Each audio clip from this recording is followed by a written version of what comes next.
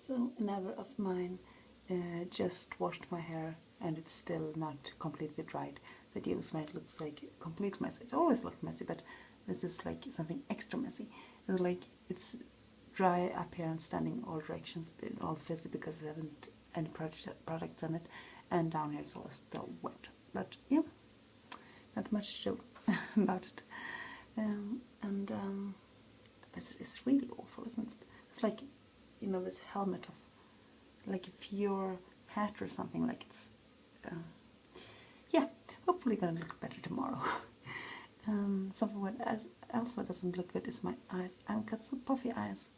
It's like my skin decided, oh, you turned 40, now you're gonna look like, but I guess it's more to do with lack of sleep and being really tired, and this being 2 a.m. in the morning because today been a long day, as it can be when you have a sick child at home and so on. So yeah. Something I thought was interesting when talking about my looks. My 18-year-old apparently envies my cheekbones, and you don't really see them with my glasses on, but or you see them in my voice too. But they're quite, yeah. I don't know. May like them. I don't know. But anyway, they've been Snapchatting me to their friends, and I got a lot of compliments from their friends, and also some 18-year-old boys being jealous at my cheekbones. I was like, I don't know really how to feel about that part, but yeah. Anyway, that's how life is, I guess. I've been knitting a lot, as I've been talking to about it a lot lately. I actually fell asleep knitting last night. I was thinking about watching this political debate between the American president candidates, but I fell asleep knitting. I feel like a true grandmother. But knitting and crocheting is quite addictive, and I think that's a good idea, because a good thing. Because if it wasn't, you would never finish any projects because it takes so long time. But when you get this addicted mode, you just knitting, crochet, and when it's finished. And I am right now, so working on this pants for Rome and on the shirt for me, so gonna be fine. Thank you. Today is also one of those days I'm feeling a little bit down. You who followed my vlog knows a little bit about my background, and but I also suffer from depressions from some time to time, and it's something I feel I have a responsibility to work against, because I have a family, and when I feel it's coming, I need to do things, you know, to break this negative chain. Otherwise, going to be, you know, a circle that would get worse and worse. And I think it's something you need to learn to live with when you have these issues I have, which are chronicle. But yeah, a little bit down. It's also one of those days when I seen like fathers and daughters, and it makes me a little bit sad. Normally it doesn't, because I know I'm an excellent mother, and I have given and been able to give my oldest children a really good childhood and absolutely wonderful family, and they grown up to be those lovely people, like strong, independent, and really nice people with nice values, and so on. And I know that I'm doing a great job as a parent, but sometimes it's like, you know, this longing for me to have somebody like that in my life. And the sad thing is, and this is also old news if you followed my vlog for some time, but if you're not, maybe this is a little bit background story.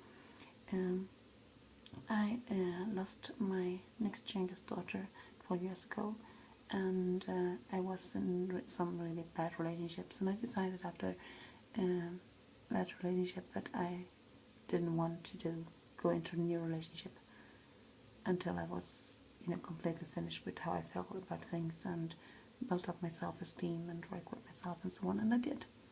And I did for many years, and then I started to, you know, try to date somebody, and realized that I wanted to have a child more than I wanted to have a relationship, and it was really hard to find somebody in the right age who wanted to have a relationship with somebody who already had children as big as my kids was, and so on. So, but it's not that hard to find somebody who wants a relationship with somebody who already has children. So I thought, okay, if I can't have both, I pick having a child and I go for that alone. And I came to a point where I felt like I'm okay with this. I accepted that it won't be, I won't meet anybody, I won't never get married, I will never have this, mom, dad, family thing. It won't happen for me, but I will be able to keep my family as it is and have more children if I want, and build the family I want for myself on my own, and I did. So I got pregnant through insemination, and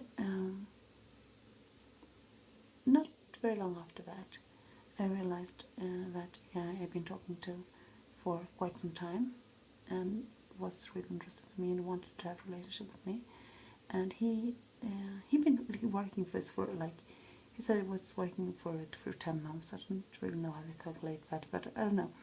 And I didn't get it because I was so in this bubble of this won't happen to me, this won't be anything for me, and so on.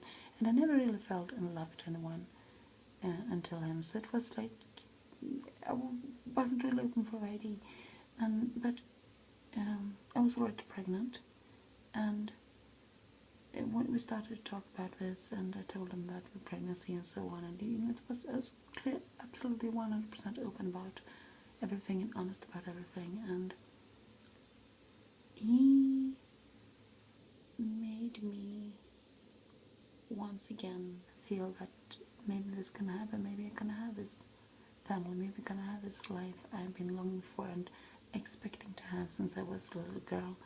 And in a quite short time, because he was very intense. He's very intense with everything he does. But